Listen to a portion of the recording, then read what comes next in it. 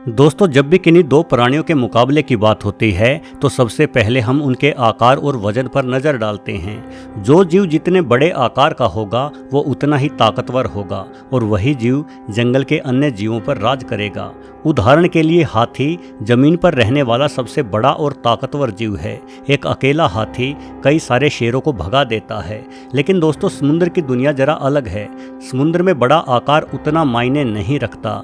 जिस तरह से जमीन पर हाथी सबसे बड़ा है, ठीक वैसे ही समुद्र में ब्लू व्हेल सबसे बड़ी है। एक ब्लू व्हेल का वजन लगभग 30 हाथियों के बराबर होता है। किंतु इतने बड़े और भारी जीव का समुद्र में राज नहीं चलता और ना ही ब्लू व्हेल से किसी समुद्री प्राणी को कोई खतरा है। ये व्हेल्स तो बेहद ही छोटे जीवों को खाती है जिन्हें क्रिल्स कहा जाता है। क्रिल्स मात्र 1 से 2 सेंटीमीटर लंबे ही होते हैं। तो दोस्तों, अगर व्हेल्स का समुद्र में राज नहीं चलता, फिर वो कौन सा जीव है जिससे सभी समुद्री जीव भयभीत रहते हैं? शायद आपके दिमाग में ग्रेट व्हाइट शार्क का नाम आ रहा होगा। दोस्तों, भले ही शार्क हम इंसानों के लिए सबसे डरावना समुद्री जीव है, किंतु शार्क समुद्र का राजा तो बिल्कुल नहीं है। वास्तव में समुद्र पर एक छत्र राज चलता है, ओरका यानी किलर व्हेल्स का। ओरका समुद्र में शिकार करने के मामले में सर्वोच्च स्थान रखती है। इनका रंग काला और सफ़ेद होता है। इनकी लंबाई 25 फीट से भी अधिक हो जाती है। वहीं वजन में ये एक अफ्रीकी हाथी के बराबर यानी 6000 किलो के आसपास तक हो सकती हैं। अब तक देखी गई सबसे बड़ी ओरका करीब 32 फीट लंबी और वजन के मामले में अंदाजन 10,000 किलो भारी थी। हालांकि इसका वजन और आकार एक ब्लू व्हेल की तुलना में काफ़ी कम है। एक ब्लू व्हेल 100 फीट से अधिक लंबी और 1.5 लाख किलो से भी अधिक भारी हो जाती है। व्हेल्स की तरह ओरका कोई मछली नहीं, अपितु एक स्तनधारी जीव है जो हवा में सांस लेती है। ये लगभग पूरी दुनिया के समुद्रों में पाई जाती है। यह गर्म पानी के समुद्रों से लेकर अंटार्कटिका के बर्फीले समुद्रों में भी आसानी से देखी जा सकती है। समुद्र में ऐसा कोई भी प्राणी नहीं है जो ओरका पर भूलकर भी हमला करने या इसे अपना शिकार बनाने के बारे में सोच सके। ये जीव भेड़ियों की ही भांति समूह बनाकर शिकार करती है। इसके समूह के आगे कोई नहीं टिक पाता। समुद्र में चलने वाली आहार श्रृंखला में ओरका पहले स्थान पर है। ज़्यादातर मौक़ों पर ओरका सैल्मन नामक मछली को ही अपना भोजन बनाना पसंद करती है, परंतु माइग्रेशन के दौरान जब इसे बड़ी समुद्री यात्राएं करनी होती है तो भूखी होने पर ये सील, शार्क, यहाँ तक कि ब्लू व्हेल्स को भी मारकर खा जाती है। ओरका के जबड़े में कुल 56 नुकीले दांत होते हैं और ये 19,000 PSI की बाइट फोर्स के दबाव से अपने शिकार को काट सकती हैं। इनका सबसे प्रभावी हथियार है समूह में रहना। एक समूह की बदौलत ये आसानी से किसी भी जीव का काम तमाम कर देती हैं। कैलिफोर्निया के समुद्री तटों पर फिल्माई गई इस वीडियो में आप देख सकते हैं कि कैसे 2 ओरका एक साथ मिलकर एक ग्रेट व्हाइट शार्क पर हमला कर रही हैं। इस लड़ाई में ओरका बड़े ही आसानी से जीत जाती है। अनेकों बार अकेली ओरका को भी ग्रेट व्हाइट से भिड़ते और उनका शिकार करते हुए देखा गया है। खास बात यह है कि ओरका शार्क को मारकर सिर्फ उसका लीवर ही खाती है। बाकी शार्क को वो यूं ही छोड़कर आगे बढ़ जाती है, क्योंकि एक तो ये खाने के मामले में बेहद चूजी है, दूसरा ये बहुत ही कुशल शिकारी है, जिस वजह से इसे एक ही शिकार पर निर्भर रहने की आवश्यकता नहीं पड़ती। अनेकों बार समुद्री तटों पर ऐसी शार्क्स मिलती रहती हैं जिनका लीवर गायब होता है। इन सभी शार्कों की मौत की जिम्मेदार असल में ओरका ही होती है। कमाल की बात तो ये है कि शार्क को और यहाँ तक के व्हेल्स को भी मार डालने वाली ओरका हम इंसानों पर कभी हमला नहीं करती, बल्कि ये हमसे दोस्ती करना पसंद करती है। आज तक ओरका द्वारा इंसानों पर हमला किए जाने की एक भी घटना को दर्ज नहीं किया गया है। इंसानों से दोस्ती करने के अपने स्वभाव के कारण ओरका को पूर्वी देशों में पालतू बनाकर रखा जाता है, जहाँ डॉल्फिनों के साथ इनके शो होते हैं जिन्हें दर्शक दुनिया भर से देखने आते हैं। इन शो में ओरका और इंसान के बीच दोस्ताना व्यवहार को साफ तौर से देखा जा सकता है। क्या कोई इंसान कभी किसी शार्क के साथ इस तरह से खेल सकता है? बिल्कुल नहीं। असल में ओरका जितनी ताकतवर है उससे कहीं अधिक समझदार जीव है। शायद इसलिए धरती के सबसे ज़्यादा समझदार जीव यानी इंसानों के साथ दोस्ती करना बेहद पसंद करती है। ओरका को कई बार शार्क से इंसानों की जान बचाते हुए भी देखा गया है।